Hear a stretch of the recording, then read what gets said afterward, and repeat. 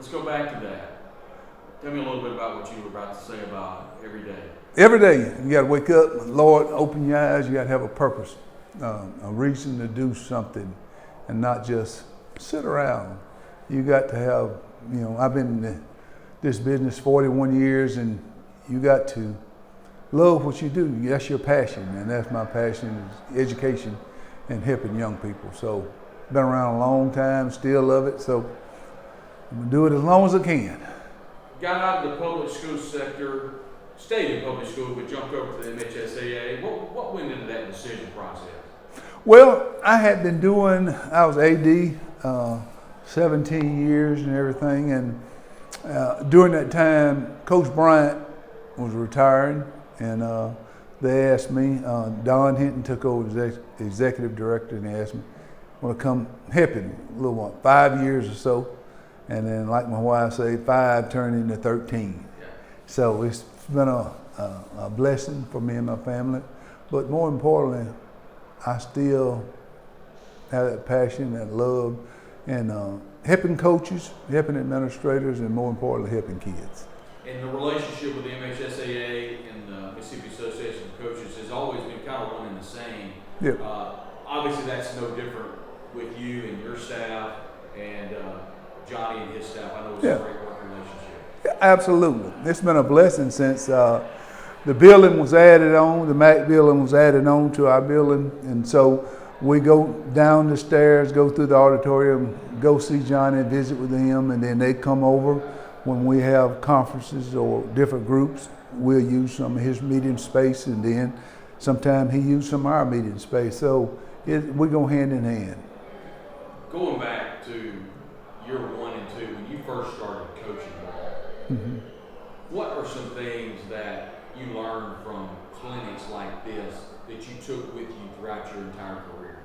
Well, always surround yourself with good people, honorable people. I remember in '83, we had the coaching clinic downtown, and I sit in the lobby and I talked to a bunch of coaches, and I talked to a bunch of successful coaches and everything. But more importantly, I talked to a lot of coaches of high character, and I guess had a good, honest spirit.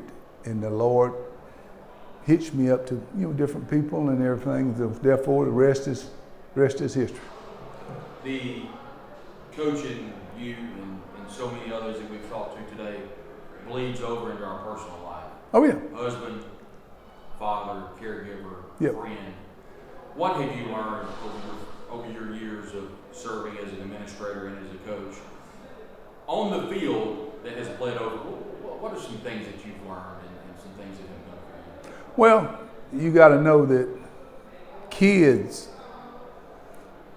they need love, they need attention, and us in the education field, coaching field, administrators field, we have to grasp those kids, hug them, love them, discipline them, get on them. You got to ride them some. But at the end of the day, after you get on them, you come back to them and say, hey, it ain't nothing personal and everything. I'm trying to make you a better person. And so my coaches did me like that when I was in high school. And they never, always, cared about me as a person.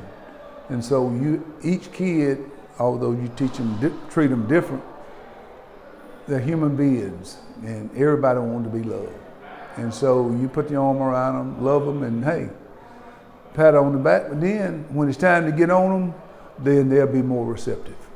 How important is this clinic to young coaches, and how important is this clinic to you? Hey, it's very, very important. The reason why I say it's good for the young coaches, they need a mentor.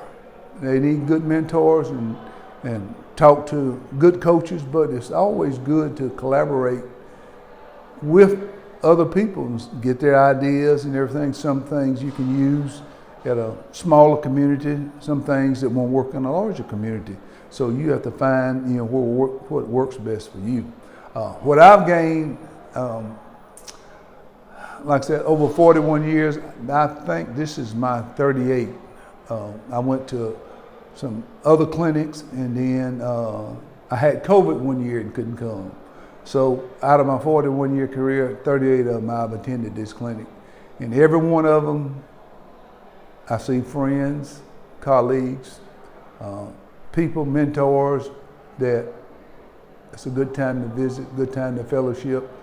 And then once this clinic is over, you bring your energy back to your workplace, and then therefore, when your kids, you open them doors for the kids come, you got to have a good positive attitude, and then they'll feed off that, and then the rest is history.